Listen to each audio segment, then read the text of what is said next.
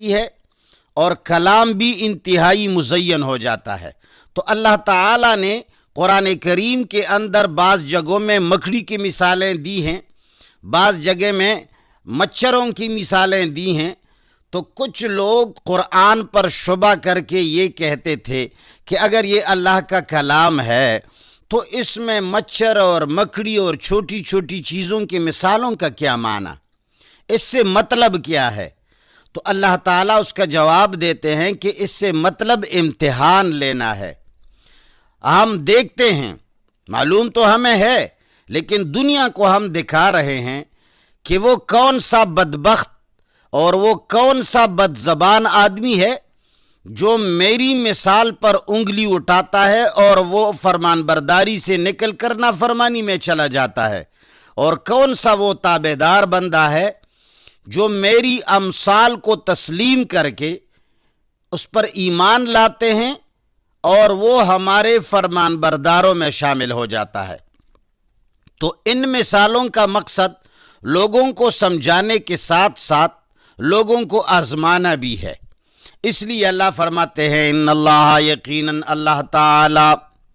لا یستحیی، شرم نہیں فرماتے، حیا نہیں کرتے، ان اس بات سے، یضربا جو بیان کر دے، مثلاً ایک مثال کو، بعوضتاً مچھر کی، فما فوقہا یا اس سے بڑا، یعنی اللہ اس سے نہیں شرماتے، نہیں کتراتے، اللہ تعالیٰ اس کی پرواہ نہیں کرتے کہ وہ کسی مچھر یا اس سے بڑی چیز کی مثال پیش کر دے۔ بڑا ہونا یا باڈی کے اعتبار سے یا معنی کے اعتبار سے، یعنی مچھر سے بھی زیادہ چھوٹا کیوں نہ ہو، اللہ اس کی کوئی پرواہ نہیں کرتا۔ تو پھر اس کا مقصد کیا ہے؟ اللہ فرماتے ہیں اس سے میرا مقصد امتحان ہے، تمہیں لوگوں کو دکھانا ہے کہ کون فرمان بردار اور کون نافرمان ہے۔ فَأَمَّا الَّذِينَ آمَنُوا،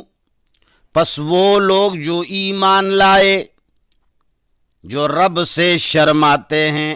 رب کے ناراضگی سے ڈرتے ہیں، فَيَعْلَمُونَ، تو وہ لوگ جانتے ہیں، وہ سمجھتے ہیں، اَنَّهُ الْحَقُّ، کہ یہ مثال بالکل برحق ہے، من ربہم، ان کی رب کی طرف سے، یعنی ایمان والے اس میں قیل و قال نہیں کرتے،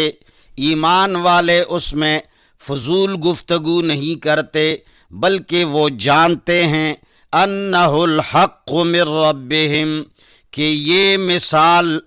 بالکل برحق اور برابر ہے رب کی طرف سے، یعنی بالکل صحیح مثال دی ہے۔ وَأَمَّا الَّذِينَ كَفَرُوا، اور ہرچہ وہ لوگ ہیں کفروا، جنہوں نے کفر کیا ہے، جو کافر ہو گئے ہیں، فَيَقُولُونَ،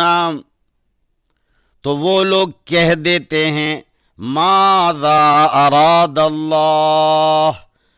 کیا ارادہ فرمایا ہے اللہ نے، بہذا مثلا، اس مثال کے ذریعے۔ وہ فوراً جٹ کہہ دیتے ہیں بھئی اس کا کیا مقصد، اللہ تعالیٰ کا اس مثال سے کیا مقصد؟ اللہ تعالیٰ فرماتے ہیں مقصد بتا دیتا ہوں نا، مقصد ہے میرا، یضل بہ کثیراً، گمراہ کر دیا جاتا ہے اس مثال کے ذریعے سے، کثیراً بہت سارے لوگوں کو، یضل بہ کثیراً، گمراہ کرتے ہیں اللہ تعالیٰ اس مثال کے ذریعے، کثیراً بہت سوں کو، جن کے اندر گمراہی چھپی ہے، جنہوں نے کفر کو چھپا لیا ہے، تو ایسی مثالیں سامنے لا کر ان کی زبانوں سے نکل جاتا ہے، ساری دنیا کو معلوم ہو جاتے ہیں کہ یہ گمراہ ہے۔ تو اللہ فرماتے ہیں ایسی مثالوں کو لانے سے دو مقصد ہیں. جو میرے پاک بندے ہیں ان کا ایمان مزید پختہ ہو جاتا ہے، وہ بات کو سمجھ لیتے ہیں،